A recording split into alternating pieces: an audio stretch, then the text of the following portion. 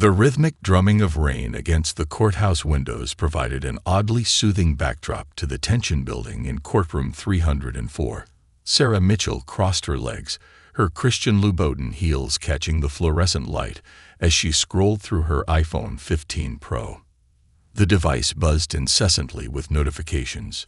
3 Fortune 500 CEOs awaited her decision on a $2.3 billion merger that would reshape the tech landscape on the West Coast.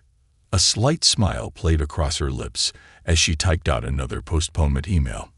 Here she sat, the Senior Vice President of Operations at Global Tech Solutions, about to waste her precious morning on a $250 parking ticket. The irony wasn't lost on her. The hourly rate for her corporate negotiations would cover this fine several times over. But her father's words, spoken on his death 2 years ago, still resonated. Sometimes, baby girl, it's not about the money. It's about standing up when the world expects you to sit down. Sarah adjusted her position on the hard wooden bench, her Bottega Veneta briefcase beside her containing more contracts and proposals than she cared to count.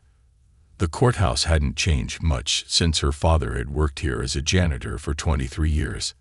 The same scuffed floors, the same flickering light in the corner, the same subtle undercurrent of anxiety that permeated the air as people awaited their turn before the bench.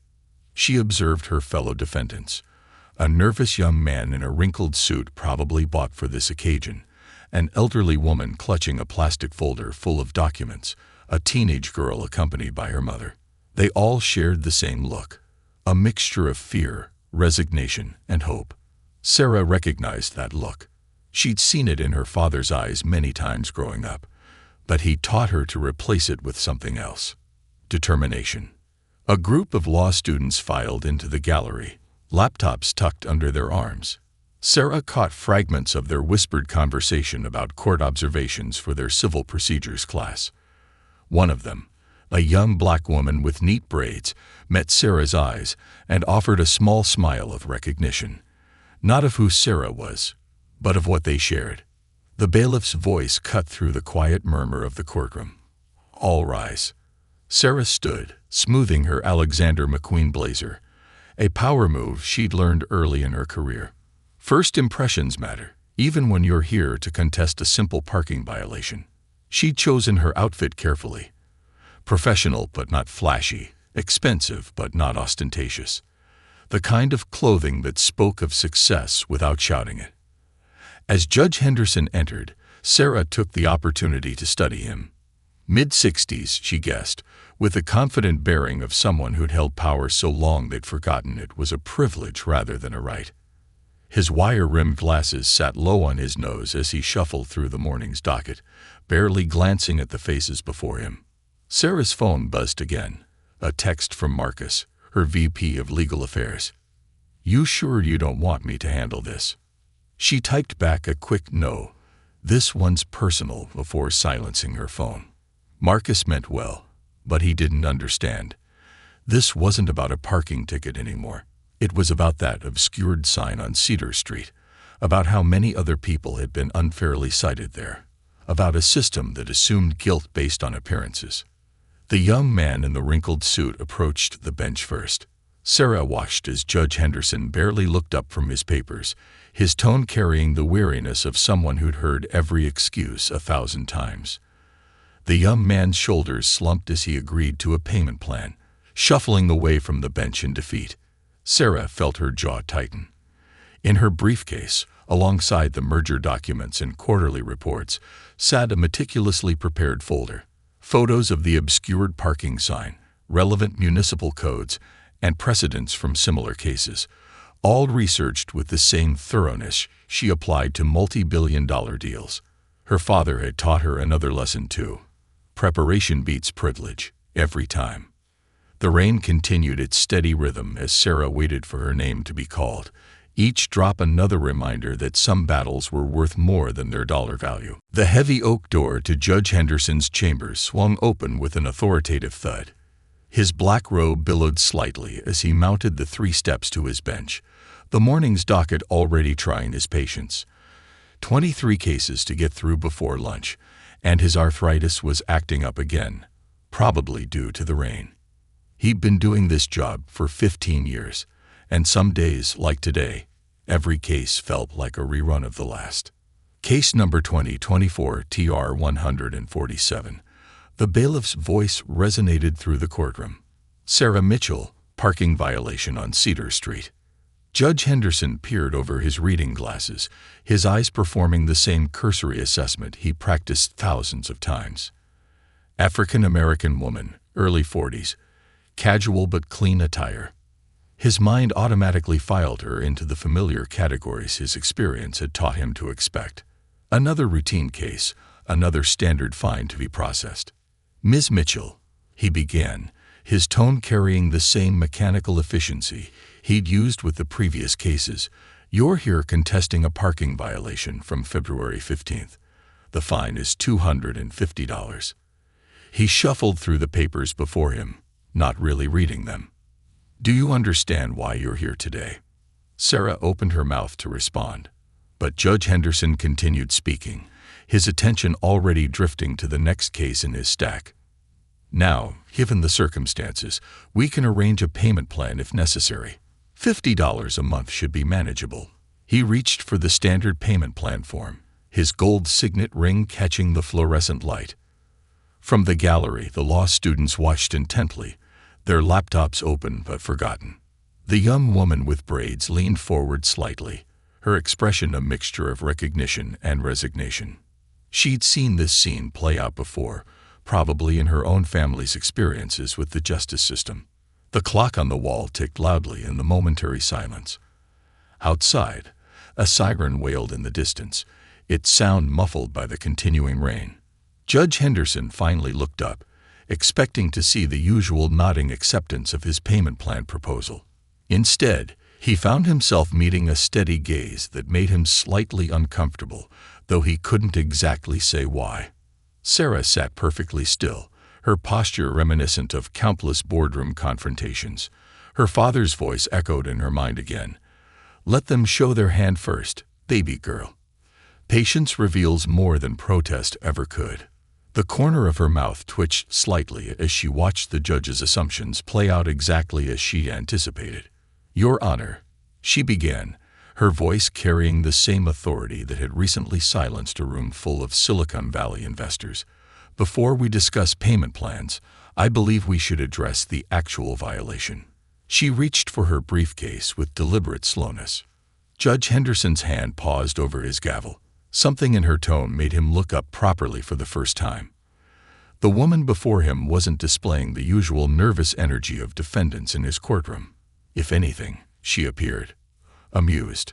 Ms. Mitchell, he interrupted, his voice taking on the condescending tone he often used to maintain control. The citation is quite clear. If you'd simply parked legally. The citation, Sarah interjected smoothly, is based on an obscured sign that fails to meet Municipal Code 7.42 regarding visible parking restrictions. She withdrew a manila folder from her briefcase. I have photographic evidence and the relevant legal precedents, if Your Honor would care to review them. The gallery stirred with interest. The young law student with braids had started typing frantically, her fingers flying across her keyboard. Judge Henderson felt a slight warmth creeping up his neck. Something about this situation was veering off his carefully constructed script. Ms. Mitchell. He tried again, his fingers drumming on the bench, a nervous habit he'd developed over years of dealing with difficult cases. I appreciate your research, but perhaps we should focus on resolving this matter efficiently. Sarah smiled then, a small, knowing smile that made Judge Henderson suddenly very aware of his assumptions. She hadn't even opened her folder yet, but somehow the power dynamic in his courtroom had shifted ever so slightly.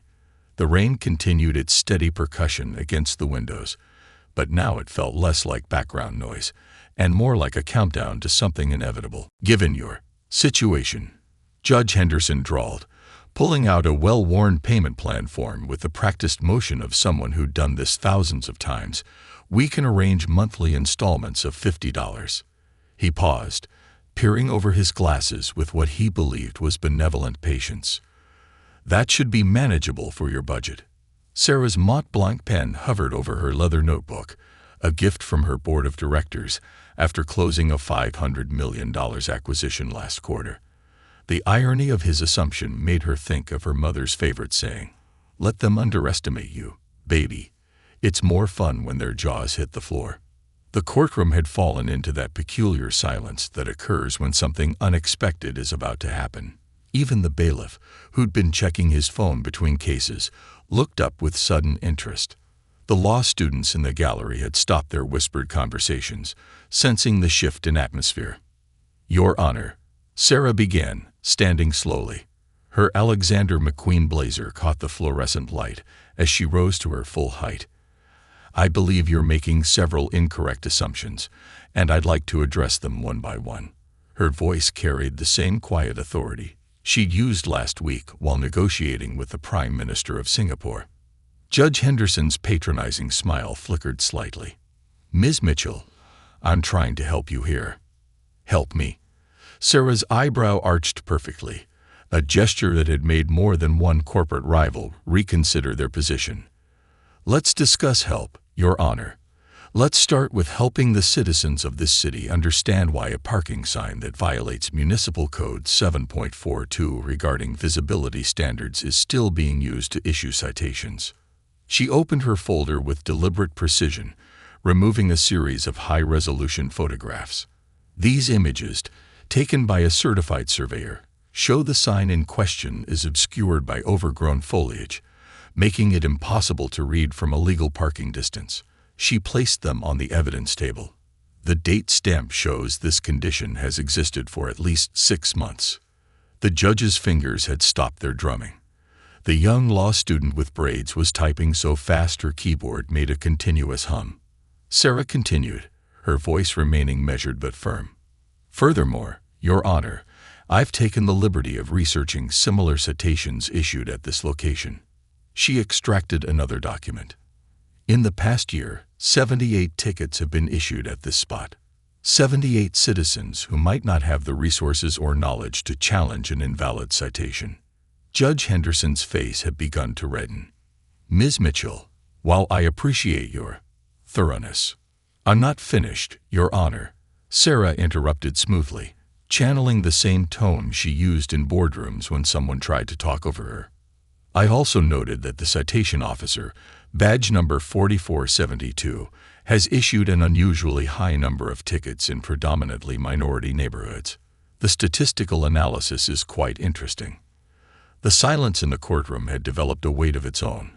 A reporter who'd been half dozing in the back row was now frantically scribbling notes. Judge Henderson reached for his water glass, his hand betraying a slight tremor. "Now about that payment plan," Sarah continued, allowing a small smile to play across her lips. "Before we discuss my ability to pay, perhaps we should address the city's liability in maintaining proper signage. I'm sure the local news would be interested in how many other citizens have been unfairly fined due to this oversight." She paused, letting the implication sink in. The young defendant from earlier, who had agreed to a payment plan, was watching with wide eyes. Sarah made a mental note to speak with him after the proceedings. "Of course," she added, her voice taking on a lighter tone that made Judge Henderson's frown deepen, "we could simply dismiss this citation and begin a constructive dialogue about improving parking enforcement procedures in our community. I happen to have some recommendations prepared." The rain had stopped outside, and sunlight was beginning to streak through the courthouse windows, creating dramatic shadows across the courtroom. Judge Henderson's gavel lay untouched, his earlier confidence evaporated like morning dew. The power dynamics had shifted so completely that even the bailiff was looking at Sarah with newfound respect. "Would Your Honor like to review my evidence?" Sarah concluded, "or shall we move directly to discussing systemic reforms?" The atmosphere in courtroom 304 crackled with tension as Sarah methodically laid out her case. Judge Henderson's complexion had shifted from its earlier ruddy confidence to an uncomfortable pallor as she cited precedent after precedent, her legal knowledge clearly exceeding that of a typical defendant. "Your Honor," Sarah continued, her voice carrying the same authority that had recently commanded a boardroom of international executives, "perhaps we should discuss Jameson v. City of Portland, where a similar obscured signage case resulted in a class action settlement. She paused, allowing the weight of her words to settle. I had a fascinating conversation about that case with Mayor Richards at last week's economic development meeting. The judge's head snapped up at the mayor's name. A whisper rippled through the gallery as Sarah casually added, "We were discussing global tech's expansion plans for the city. 5,000 new jobs tend to spark interesting conversations about municipal infrastructure." A young clerk in the back dropped his pen, the clatter echoing through the suddenly silent courtroom. Judge Henderson's eyes narrowed as he studied Sarah more carefully, taking in details he'd initially dismissed. The perfect tailoring of her blazer, the subtle glint of a Cartier watch, the quiet confidence of someone accustomed to wielding power rather than submitting to it. "Ms. Mitchell," he began, his tone notably more measured, "you seem well-versed in municipal law." "A necessity in my position," Sarah replied, reaching into her briefcase. "Our legal team, Harrison, Wells & Associates, the same firm that represents the city, coincidentally, insists on it." She extracted a business card with deliberate slowness. "Though I find personal involvement in community issues more enlightening than any legal brief." The card slid across the polished surface of the judge's bench. Global Tech's holographic logo caught the light, drawing attention to Sarah's title. Senior Vice President of Operations. Judge Henderson's reading glasses slipped slightly as he processed the information before him. From the gallery, the law students had abandoned any pretense of casual observation. The young woman with braids was now recording the proceedings on her phone, her earlier recognition transformed into unconcealed admiration. Two journalists who had been waiting for a different case suddenly straightened in their seats, recognizing Sarah from her recent Forbes cover story. Tech's new guard. The executives reshaping Silicon Valley. "I should mention," Sarah added, her tone conversational but carrying to every corner of the courtroom, "that our data analytics team has developed an interesting algorithm for tracking parking enforcement patterns across different neighborhoods. The findings are enlightening." She paused, allowing the implications to sink in. "We'd be happy to share that data with the city's oversight committee." Judge Henderson's hands, now resting on his bench, had lost their earlier authoritative stance. The power dynamic had shifted so completely that even the bailiff was watching Sarah with a mixture of awe and amusement. A phone buzzed, Sarah's iPhone displaying a message from the mayor's office about their upcoming infrastructure meeting. The sound seemed to snap Judge Henderson back to the present moment, though his demeanor had transformed entirely. "Ms. Mitchell," he said, removing his glasses to clean them, a nervous habit he'd developed over years on the bench, "I appreciate the thoroughness of your presentation." He cleared his throat, looking uncomfortably at the payment plan form he'd so confidently produced earlier. "Perhaps we should review the evidence regarding the signage in question." Sarah allowed herself a small smile, remembering her father's words. "Power isn't about who's up on the bench, baby girl. It's about who knows their worth." She could almost feel his presence in the courtroom, watching proudly as she dismantled assumptions with the same precision she applied to corporate acquisitions. "Actually, Your Honor," she replied, gathering her documents with practiced efficiency, "I believe we have an opportunity here that goes beyond my individual case." She gestured to the filled gallery. "Would you agree that justice should be accessible to everyone, regardless of their position?" The sunlight streaming through the courthouse windows had shifted, casting long shadows across the judge's bench. In those shadows, the power dynamics of courtroom 304 had been irrevocably rewritten, and everyone present knew it. Color drained from Judge Henderson's face as he stared at the embossed business card, his thumb unconsciously tracing over the raised letters of Global Tech's logo. The whispers that had started as a gentle murmur in the gallery now grew louder, a wave of recognition sweeping through the courtroom. A law student frantically searched Sarah's name on her phone, her eyes widening as she showed her classmates the search results. "Ms. Mitchell," Judge Henderson's voice cracked slightly, forcing him to clear his throat. "I apologize if there's been any misunderstanding." His hand trembled as he reached for his water glass, the ice cubes clinking traitorously in the hushed courtroom. Sarah remained standing, her posture relaxed but commanding. "A misunderstanding, Your Honor." "No, I believe everything has been perfectly clear." She gestured to the now-forgotten payment plan form on his bench. "Your assumptions about my financial situation, for instance, were quite transparent." Two journalists who had recognized Sarah from her recent Forbes cover were now seated at the edge of their seats, pens poised over notepads. One was already typing frantically on her phone, no doubt preparing a tweet about the senior VP of Global Tech facing down a biased judge. "Perhaps," Sarah continued, her voice carrying the same measured tone she used in board meetings, "we should discuss the broader implications of today's proceedings." She opened her leather portfolio, extracting another document. "I have here data from our community impact team showing a disturbing pattern of similar misunderstandings in this courthouse." The young law student with braids had tears in her eyes now, watching Sarah with unconcealed admiration. Her own father had faced a similar judge last year, but without the power to fight back. Sarah caught her eye and gave her a subtle nod, a gesture that said, "This is for all of us."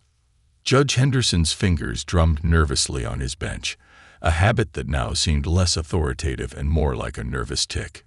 "Ms. Mitchell, I assure you that this court treats all defendants with equal consideration." Sarah's eyebrow arched perfectly, like the young man before me, who's now struggling with a payment plan because he couldn't articulate the legal precedents I just cited. Or perhaps like the elderly woman yesterday who couldn't afford to take another day off work to contest her citation. The silence in the courtroom was deafening. Even the usually stoic bailiff shifted uncomfortably, unable to maintain his neutral expression. Through the windows, clouds parted, sending a shaft of sunlight across Sarah's face, highlighting her quiet determination. "Your Honor," she continued, her voice softening but losing none of its authority, "I'm not just here about a parking ticket.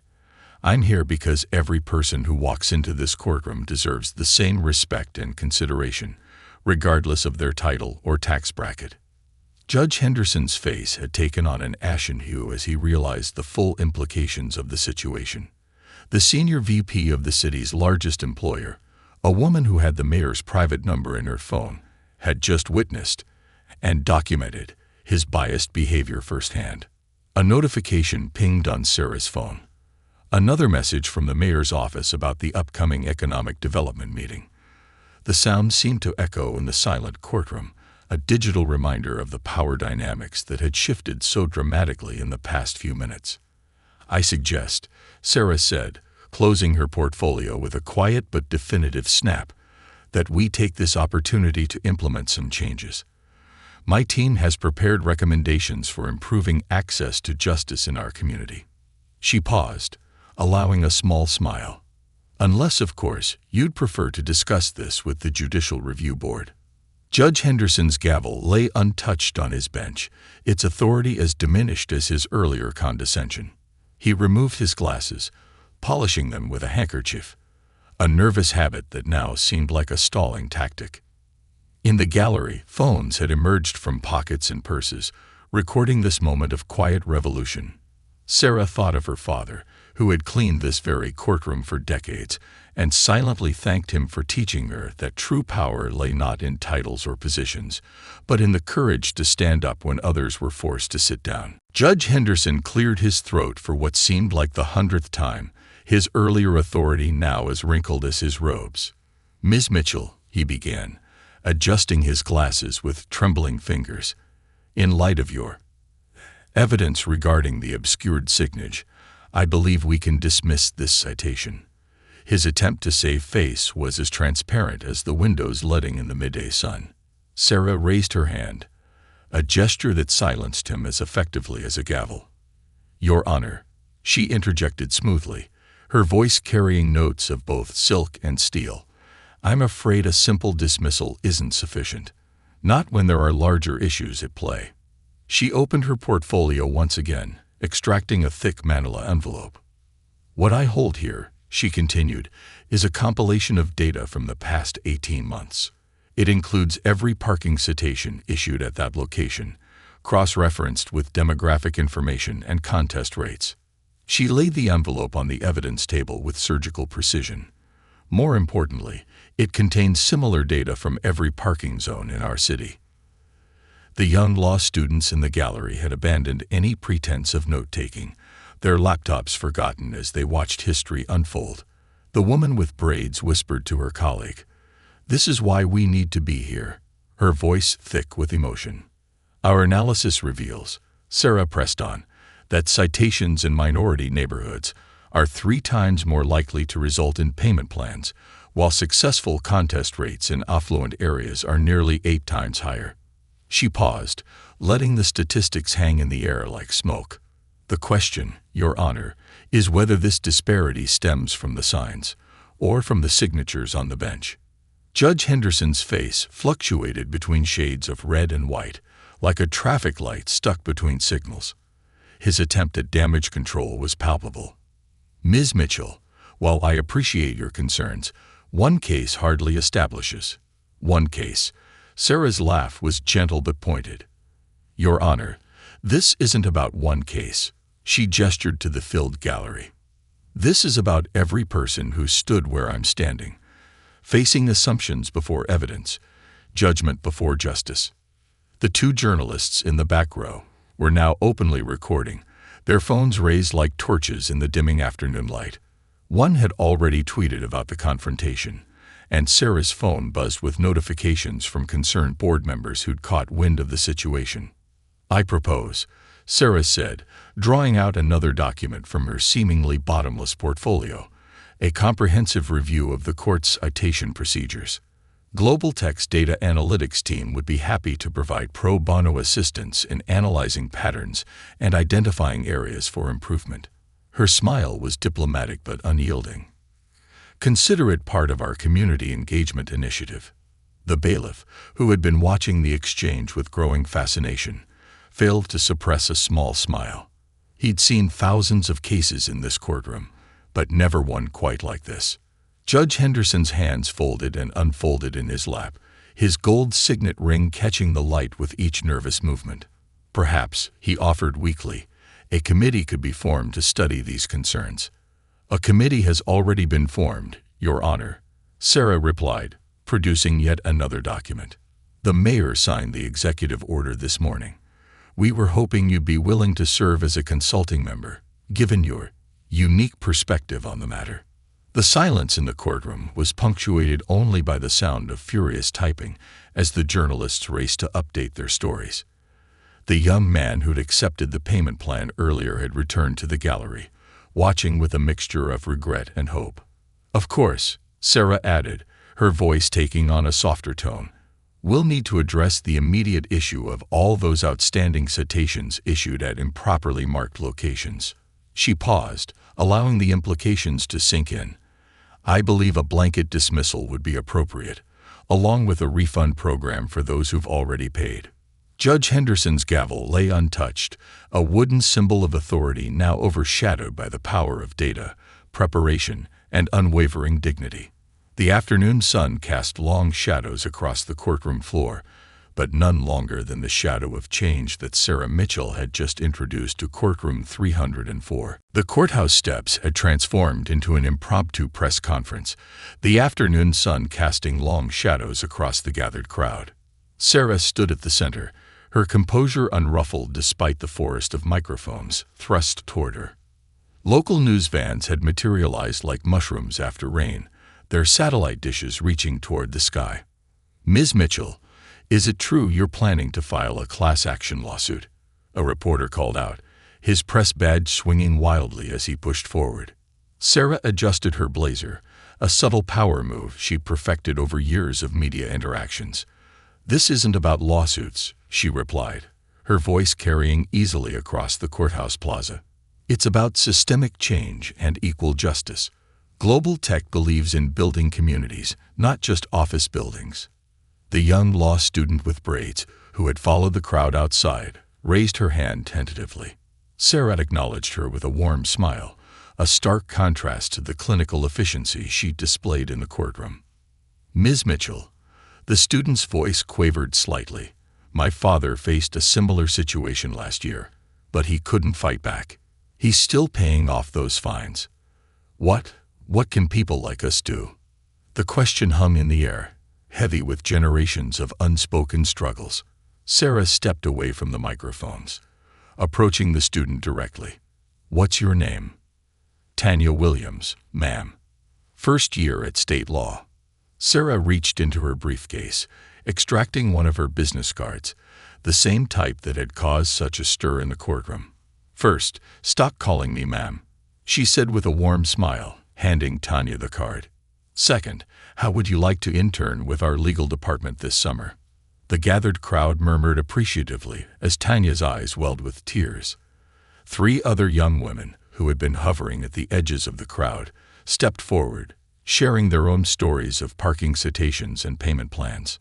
Sarah listened intently, her phone recording each account with the same precision she'd used to document her own case. A tweet about the courthouse confrontation had gone viral, #JudgeThis, trending nationally within hours. "Ladies," Sarah addressed the growing group of women around her. "What happened today wasn't just about a parking ticket. It was about visibility, not just of traffic signs, but of the people affected by these systems."